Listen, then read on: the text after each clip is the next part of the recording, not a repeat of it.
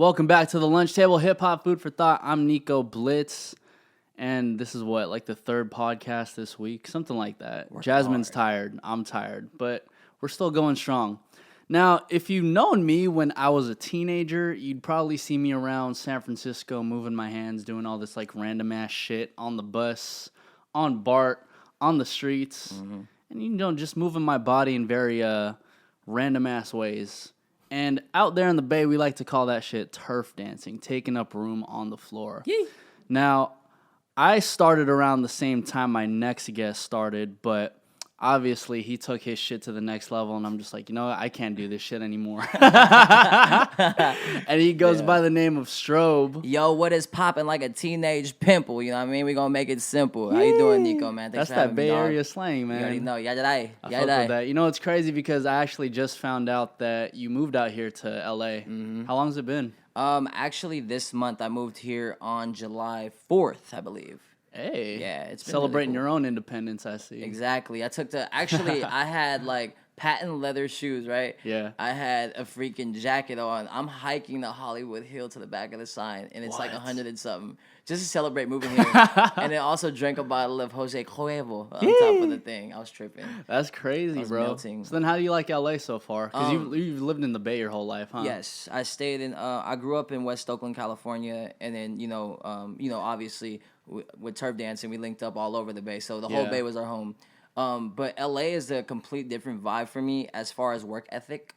In the Bay Area, it's not as many opportunities as far as a dancer would want, or somebody what I'm trying to do basically.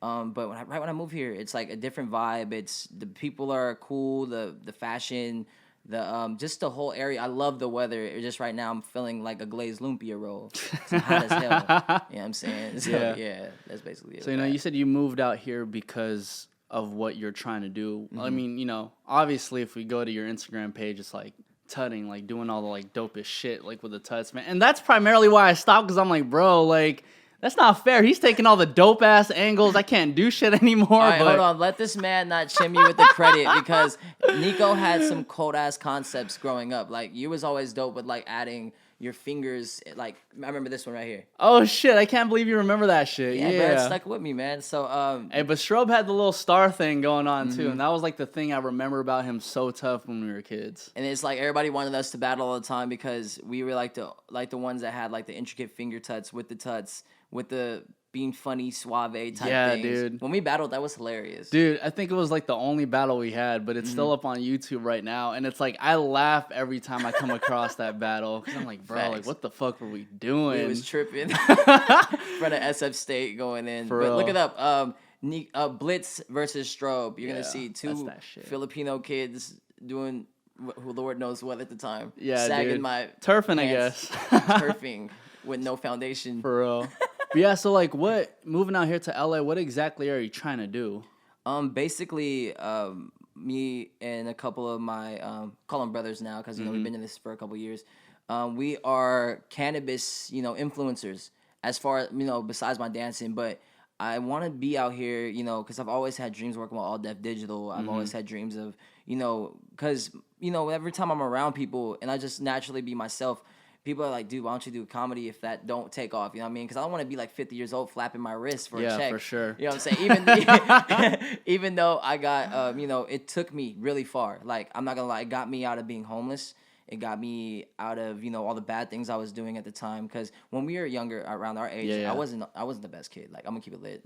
It was always, back in our day, hyphy movement, let's hit licks on the phones. Let's fight people for no reason. But out here, I just wanted to accomplish, being, very successful as far as whatever I want to do. Like, if I want to be a host on somewhere that really big, or I want to be a comedian, or I want to do my dancing, you know what I mean? Because LA is it just has endless opportunities for somebody like us that want to, for sure, the hosts and stuff like that. Well, they want to do things bigger than just be in the Bay Area, because, the way I think is like, I know whenever I meet a Bay Area cat, especially out here, I'm like, oh, I actually really want to know that person, because I want to understand their mindset, because I feel like when you're stuck home, especially in the Bay Area, it's really easy just to get stuck and not really like enhance your growth. Dude, that is like the true, like the most legit thing you could have said, because when I got booked in Paris for my first time ever, you know what I mean? You know, What year was that? 2015. Okay. You know, kid from West Oakland. You know, my whole dream was basically to get there one day in my life.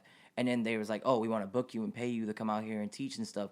So, you know, when I went out there, you know, being from the Bay my whole life, I'm used to bar stations. I'm used to only Frisco to Hayward, Frisco to the town. And then, you know, when I finally seen Paris, dude, I'm not going to lie. I shed one tear, one Indian tear came out of eye. And, you know what I mean? It did like a cool pattern. But it was just like, it showed me how much bigger the world is and how much more of an opportunity there is for us if we put our mind to something. So I was like, you know what? I can do this. Like, you know what I mean? Like, it's not just the Bay Area. Bay is always going to be home. Yeah. But, you know what I'm saying? I want to do that over the world. Yeah, it's okay to sprinkle that like everywhere you go because I think G-Eazy's a perfect example of it. Like he's obviously a pop star right now, but then you'll hear a couple of his songs. It's like, oh, he's saying like yee, he's saying like some Bay Area slang. It's like shout out to Big Bro Gerald, man. like that's the way to do it. Yes, sir. But you know, some people really think that like, you know, I see like your Instagram. You're like, I'm over in Paris. I'm over here. I'm over there. Like I know some people probably think that it's like some overnight success type shit. What really led to that moment of people from Paris asking you like, hey, we want to fly you out so you can teach? Okay, so when we were coming up, right, it was more of like, you know, I only wanted to dance because, you know, being told my whole life, you know, like, you're not going to be shit. Like, I got kicked out of the house because I wanted to dance. Like, you know, Cambodian, you know, background, they want you to be somebody like doctor, successful. They want it right now. And I was like, no, I'm young. I want to, you know, try something. So when we started doing battle dancing, you know, when Tro was around and Get Wet, I only wanted to be respected. Like, that's all I wanted. I didn't care about no videos. I didn't care. That's why you see me only pop up randomly to these battles, and that's about it. Yeah. But I just wanted to, you know, be known and be respected about, you know, from my peers around the Bay Area. And then, you know, creating one of my own styles with the tutting, you know, trying something different. By the grace of God, somebody had interest in me, and that was Yak Films. And then from there, I did my first video with him. It was called Digits. And from right when it dropped, I got instant sponsors. Like one of my first sponsors, I'm no longer with them, but Kinetic in the Bay Area, they held me down. I just started getting a lot more offers. Can you do this? Can you do this? I want you in my video, this, that. And I didn't understand why, because I'm going to keep it 100 with you. When we were coming up, dude, I really thought I was weak. I was like, dude, like I could have never compared to like, you know, someone like Oscar or Rated R, you know what I mean? I was just like, damn, dude, what do I got to do? So then 2015, the same year I got booked for Paris, I was at the lowest point of my life. Like, I was homeless. I was going through it hella bad. I didn't even want to dance anymore. I was more about, oh, I want to get money. Let's hit a lick. Let's sell drugs, stuff like that. And I remember one day, I actually did have a job, though. It was actually Echo at the Vacaville Outlet before they went bankrupt. But I remember praying a night before, dude, and I'm like, you know, I asked God, I was like, dude, like, give me a chance. Just one shot. That's all I need. And next thing you know, I'm getting called for an audition in Frisco the very next day. And they're like, yo, can you come to this audition? And there was over 500 people. And with the 500 people, remember America's Best Dance Crew? Yeah. At the time, Pac-Man auditioned, Hawk auditioned, Moon auditioned. And out of all 500 people, I got chosen. What the fuck? Yeah. So then that got me into the commercial industry. And, you know, all the dancers seen that. It was like, yo, this kid's blah, blah, blah, blah, blah, blah, blah. And then, you know, I started doing videos with Yak Films more and started doing videos with Status Silver, millions and millions of views. I don't know why. But it's just like, just keep doing what you do. That's all God kept telling me. Like, keep doing what you do. I'm going to keep blessing you with these new moves. You know, keep on progressing and doing this crazy stuff. And then, you know, from there, I found out that I'm not just a name out here in the United States. Like, Paris is contacting me. India's contacting me. There's kids in Philippines getting my same tattoo, my haircuts. It just started blowing my mind. I'm like, to me, honestly, though, Blitz, like, it still hasn't hit me that, you know, I'm that much of an influence to the dance game. Like, I still stay humble and still try to, you know what I mean, keep my head leveled, because when you come from nothing, you know what I'm saying, when you get all this money, because, you know, when you met me, I was skinny as hell. Hella skinny. I looked like bones, bro. Yeah. And then, you know, I got my first taste. My first commercial check I've ever got was $27,000. And it changed my life forever. And then that's why I was like, okay, I got to do this. And then that's why I never stopped. If you watch my Instagram, a lot of the people we came up with, all the greats, a lot of them fell off. Yeah, and then I see that. I see that no matter how good you are, you got to keep going. You got to keep going, because there's still a young cat as like myself in 2012 that's trying to become someone. So I got to keep working and influencing. You know what I mean? Because I do want to find the next big thing. Well, you know, I think especially for you, I think what you do really well is that you're very consistent and you show that you're consistent because I shit you not, every single day when I'm on Instagram, I see a new video from you and I'm like, God damn, this guy just keeps on coming up with brand new shit. But you're being really smart about it because, like, do you realize that we really are in the social media world and you really need to utilize that shit? Yes, that's what my cousin told me. Shout out to Dante. But Dante was explaining to me because I wasn't too big at posting myself. I was always like, oh, let me just record myself labbing, and that's it. And he was like, dude, post that shit up. Like, you make up new every second that I known you. You need to use this social media for your platform. It's like free money. It's free. Yeah. It's free views. It's, you know what I mean? Everyone's on it. So I'm like, okay, let me get on it. And then I realized with the social media game, you're a drug dealer. And How so? Okay, so check it out. This is how I put it. This is my little metaphor. So basically, I'm a drug dealer, right? And my videos are crack. And then basically the fiends. But I'm not. This is just a metaphorical. But it's like, you know, the customers. They are the people that double click, the followers. Yeah. So the more you keep serving them raw crack, energy, fire, they're gonna keep coming back. And they're going to tell their friends about it, and they're going to come cop, and they're going to keep copping these follows. You know what I'm saying? And that's how I kind of put my my social media into That's the some game. crazy. I've never heard of that before, bro. Yeah, that's how I think about my social media. Like, that's the only way I picture it, because it's like, you know, you got to sell your product. It's like Billy Mays with the ShamWow. Yeah. You see that motherfucker every fucking 4 a.m. Yeah. So it's like, you're going to see me every day, no matter where you're from. Like, because I post a lot later now, because I realize that a lot of my following comes from overseas as well. So when I post at like midnight here, they're waking up just saying, oh, snappy. You know what I'm saying? And then everybody in the Bay wakes up and then, oh, you know, he dropped another one. Yeah, Cool. and then by the time it's, you know, we wake up to it, it's like, oh, it already has like a shit ton of views because you like tapped in with the overseas people. Yes, sir. So, I mean, it's cool because you actually recognize that shit and not a lot of people do that. And the other fact is that you recognize that you have people overseas really tapped into your things.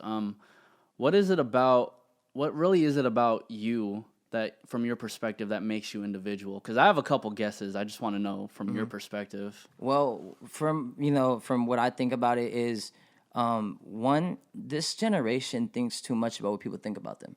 Way too much. And, you know, one comment on Instagram from a person you don't know, they'll take it to the heart. And, you know, really, me, I don't care. You know what I'm saying? There's no bad publicity to me. You don't like me, but you're still liking my stuff. Yeah. I'm not afraid to be myself. I'm not afraid to be weird. I'm not afraid to show the world that, you know, this is me. And, you know, I dress how I feel. I talk how I feel. And, you know, coming from the Bay Area, you just real 100%. Yeah, for sure. You know what I mean? There's that 1% that ain't real, but they come from, like, Antioch and, like, shit like that. Like, I mean, I got a lot of Antioch homies. I love y'all, but, you know what I mean? Deep East Concord people, you know, they fake. But, you know, being real and, you know, coming from where we come from, the struggle, it's like you can't be nothing but it.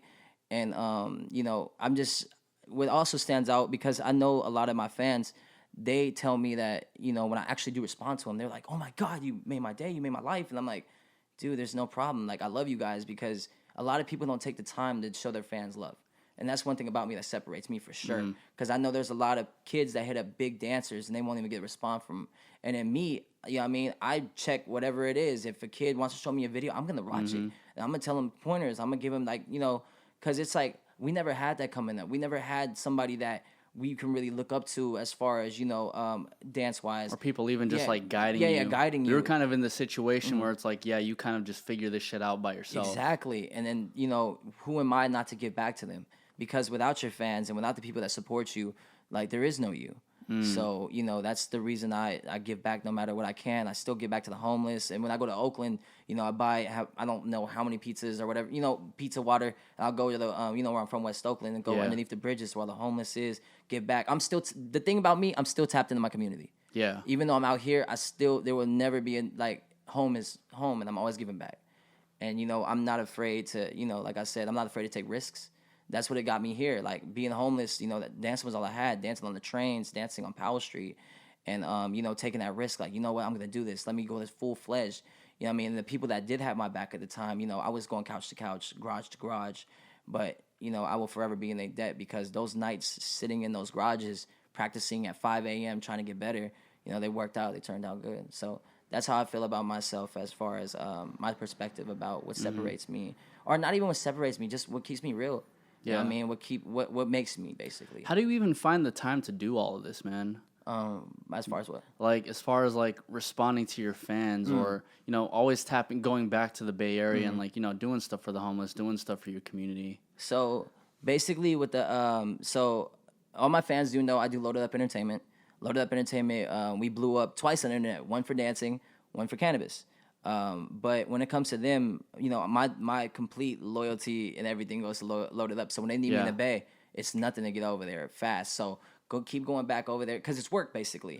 We get paid for that. And how I find the time. So when I'm like laying down, right, because everyone has time to be on social media. That's what it is. Like, everybody has their phone. My phone's charging, but it's near me. You know what I'm saying? But when I'm on social media scrolling, or after I just post a video, which I post every day, I check my DM, or the request ones. And because, even you guys, if you guys are an influencer, make sure that you guys check your requested DMs, because you never know if it could be work. It could be a sponsor. It could be anybody. That's free game. So, yeah, I check it, and I see these kids, you know what I mean? And, you're probably never going to see this, stuff like that. And I'm just like, what? Hey, what's up, man? How you doing? Thank you for the love and support. It's nothing to give back and say thank you for the love and support, and keep chasing your dreams, because with these kids looking up to me like that, I have to motivate them, because they come up from the same background. They tell me, because I never really had a real supportive family system when it comes to my dancing. So I want to be their family. I want to be that big brother that everybody can come to and tell them, because I have friends that know, but I've saved people from suicide off my dancing, and off telling, just one response can change somebody's life. So that's why I take the time to do whatever I can. Like, even if it's just 2 minutes, even if I can only get to one person that day, they still reached out. I mean, was there like one particular story that really stuck out to you? In terms of like that's really big, dude. In terms of like you saved someone from suicide because of your dancing. There actually was. There's this kid from Nebraska. He was fresh 17, I believe. And he's about to have a baby. Yeah. And the parents, same story as me. My mom kicked me out because I was a dancer. What do I do? What do I do this? What do I do that? I feel like this isn't the way. I'm about to have a child. I just don't want to be here. And then he didn't think I was gonna see that. And he was like, if I never hit you again, Strobe, I'm sorry. I looked up to you my whole life. Blah blah. Yeah. Take care, bro. And I was like, what? Let me hit him up ASAP. So I contact him directly. Give me your number. So I got his number, and I did this thing on, I talked to him and basically told him my story. And like, when God gives you that, that time when you're about to fold, that's when your biggest outbreak in life is going to come. When I was at my lowest and I was about to fold over, I got hit, and it's something that changed my life, my commercials.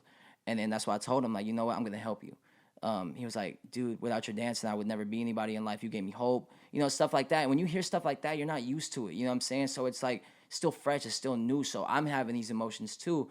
And I'm not gonna lie, I'm sitting here about to cry with bruh because of the stuff he's telling me. Yeah. Because it reminds me so much of my mother and what I went through. And I'm like, dude, no one deserves to go through this shit alone. So I jumped on live instantly, and then because little bro didn't have no money at the time. He's about to have a kid. And he's in the cold because Nebraska, it snows and stuff. And at the time it was winter. So basically, I rounded up enough fans to get him like $200 in a hotel room for the night, all off one live. And wow. Ever since then, he got a job at that hotel, and then he's doing great now. He has a kid, everything's good. Him and his lady got a place, and then every day I just feel so happy because it's like, even if I'm not giving this kid like a flight out here to teach him how to dance, I'm still giving him life. Yeah. Teaching him there's a right way instead of giving up.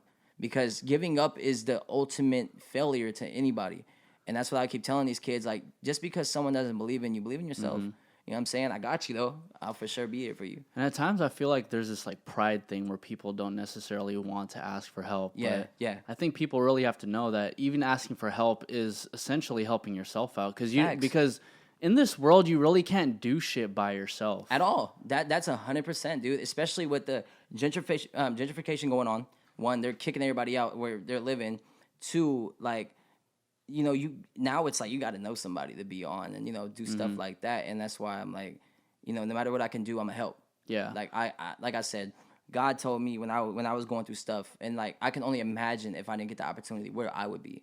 So it's like I'm gonna try my best, and I put on a lot of dancers from where we're from into commercials now. Like who? Like okay, I don't know if you know, but my teammates Finger Circus. Yeah. My brother Era. I was in high school with him. I don't know if you know Kid Strobe, but I taught him from a very young age too, and now he's one of the biggest touring, doing commercials and stuff, and it's just like it's just really cool to be able to put on your people and teach them the right way. And like they all got their own thing now, but it's like from we were coming up, I gave him the ropes, you know what I mean? And then he just took it there and just became the king of bone breaks. And, Era is like, on my level now, he's doing the commercials. We're touring together. And then it's just crazy from going to high school, because Era and Kid Strobe, they're my two best friends in high school. I was actually in, what was it called? Independent Studies, because I was fighting too much. So then they was like, yo, come to school, blah, blah, you're popular over here. This is when my Yak Films video dropped.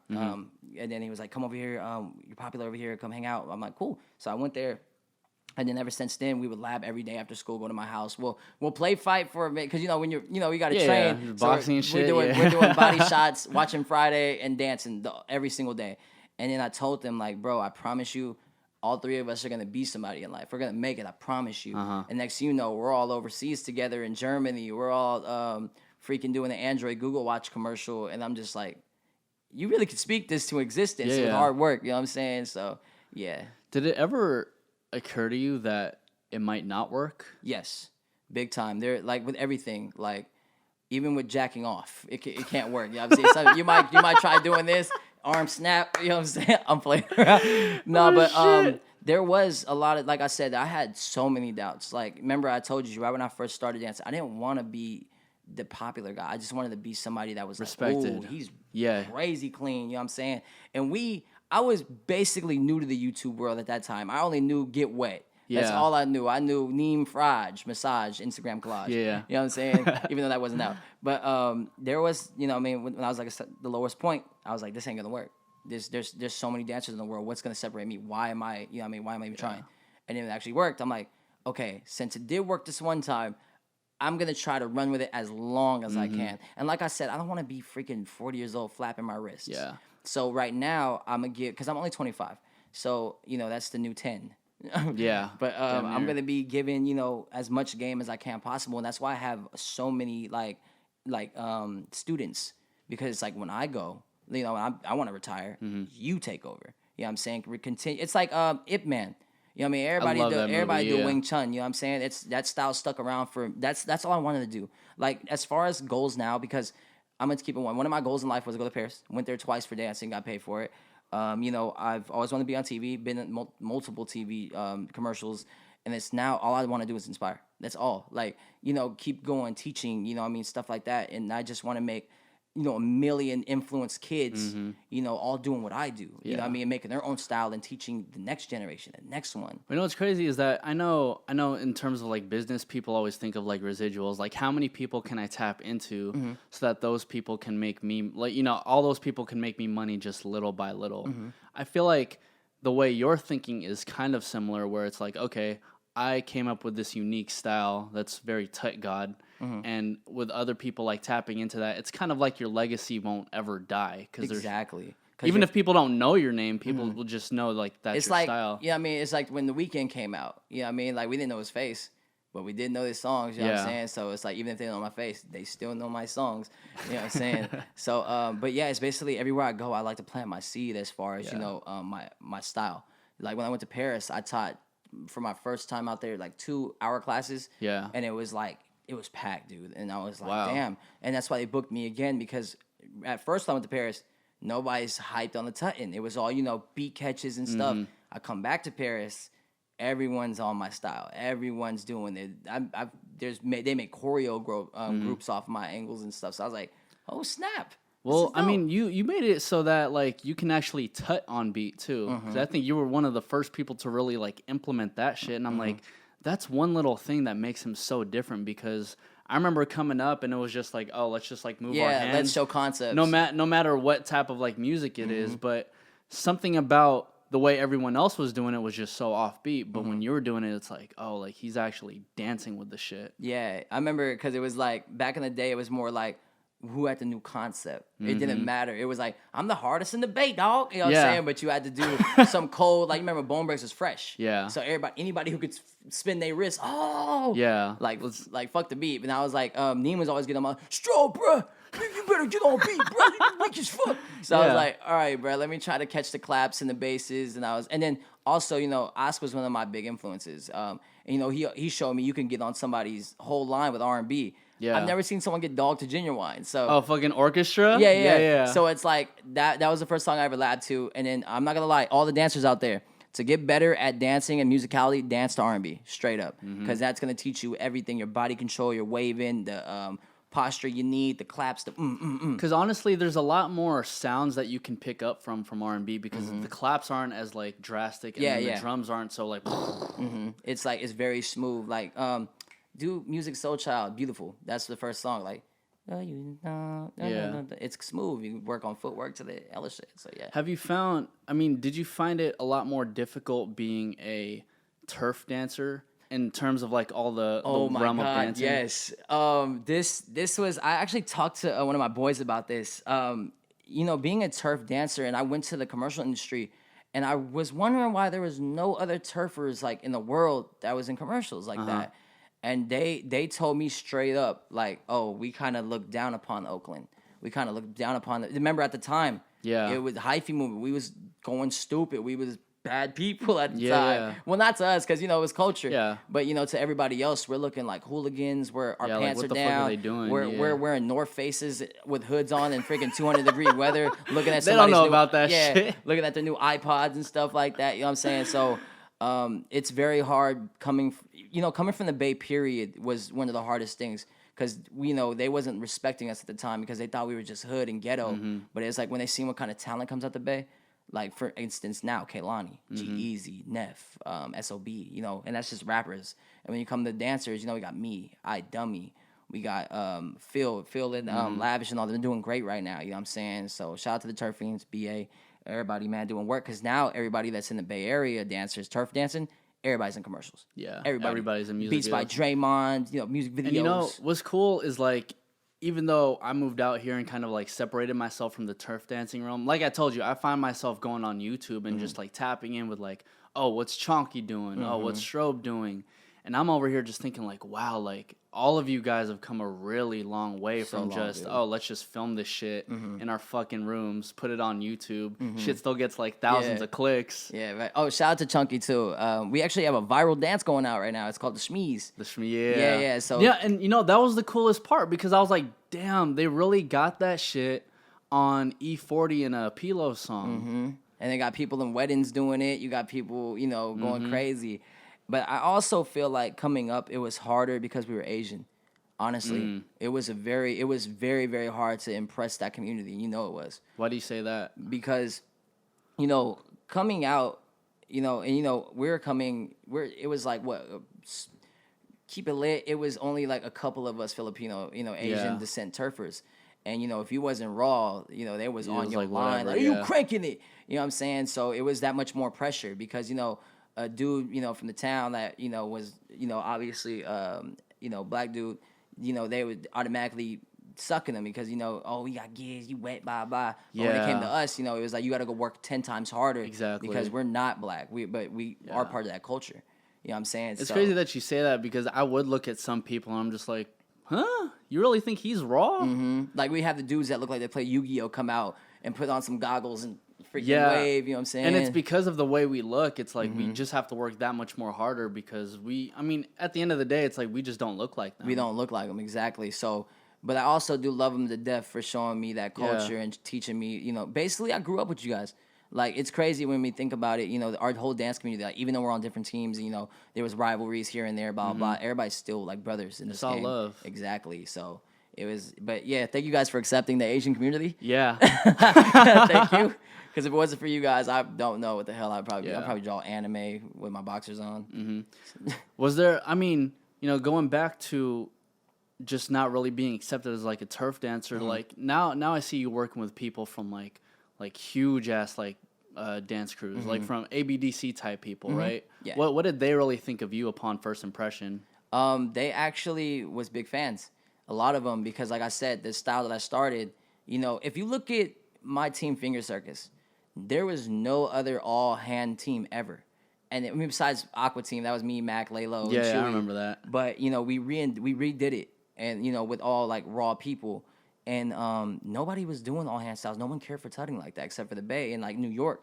And next thing you know, when we come out, all these dudes is doing every single choreo. I'm seeing angles that I've started, they're doing, like, you know what I'm saying? Like when I seen, like, my boy Hawk do one of my concepts on his IG, I'm like, that's legit what I just posted. You know what I'm saying? So when I got to work with them, they're hyped. Like, you know what I'm saying? Like, oh my God, like your angles are unreal in person. Like, how can we utilize this? So it was really dope because when it comes to these LA dancers, man, they legit love the tuts. They love creating and working. So like when I work with the Poriotics and I work with IME crew and stuff like that, they're really dope, man. And they just show me love. So did you ever feel like, because I know back then we would always get on each other about like biting each other's moves. Did you ever feel that way once you, like, let's say you seen a video, did you ever feel like, oh, that motherfucker's biting my shit? Back in the day when I was arrogant, yes. But now I realize that it's influence. We all influenced by somebody. Like back in the day, I wanted to be rated R so bad. Like I would go to the freaking the lens crafters and get them little glasses he had, dude, just so I can laugh and be like, feel fake, you know what I'm saying, and have that feeling. So I'm like, to me, it's like, don't legit do the same exact move I do, but remix it. Yeah. You know what I'm saying? But and you're okay with that? Yes, because now I see that I can't stop it.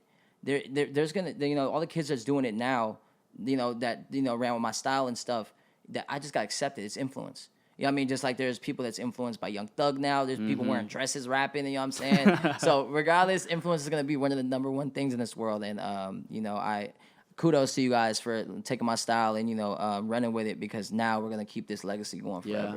Because I feel like at this point in your career, all you can really do is just keep on innovating. There's no point in keeping yourself in that mindset in which, oh, he's copying it, so I just can't do this shit anymore. Yes, exactly. Because regardless, I got to stay true to me.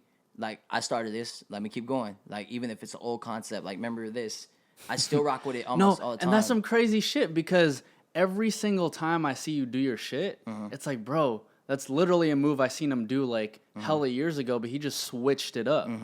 And that's another thing with dancers, you guys. Never forget your old moves, because if you just move your body one way and do it, it's a whole new move. See?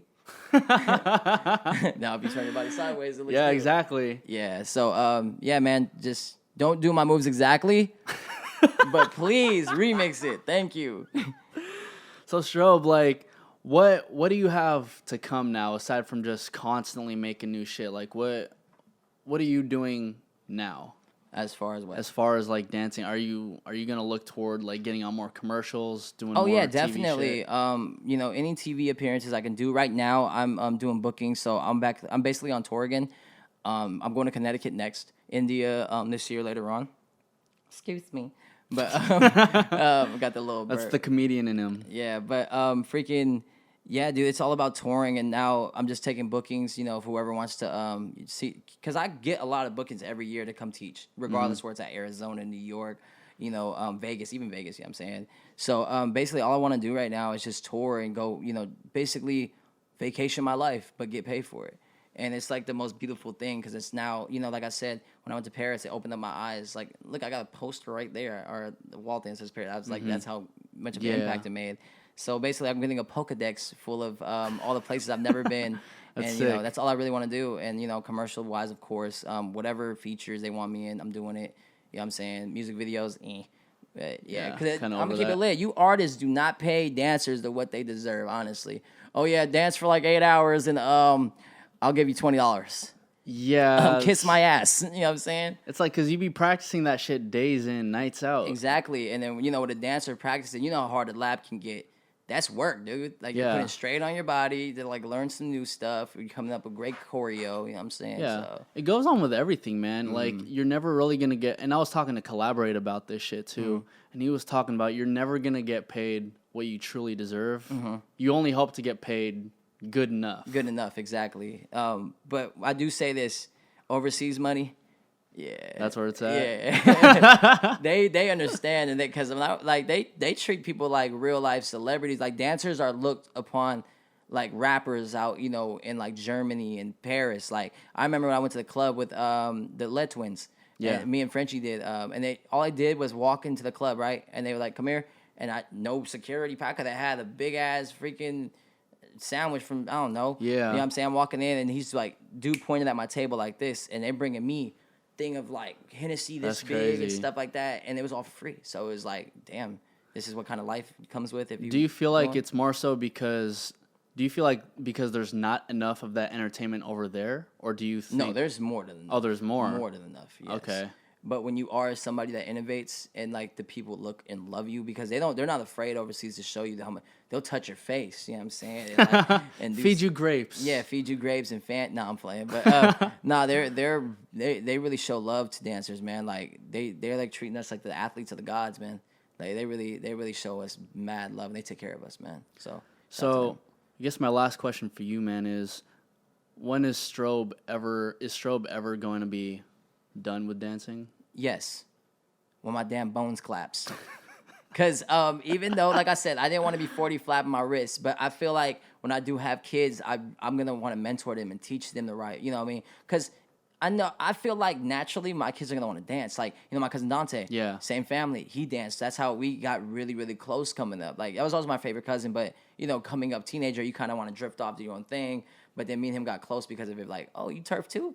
Oh, snap. Yeah. Dante was actually the first person to show me what turfing was. He was really good. He just stopped. He showed me my finger tuts, man. Dante blessed me, man. And then he showed me E-Ninja versus Retro. That was my first battle I ever seen. Yeah, I was remember that, when he threw the hat and caught it. Yeah. I was like, bro, what is this? He was like, it's turfing. So I was like, oh, snap, let me see this. So, I don't think I'm ever going to stop naturally.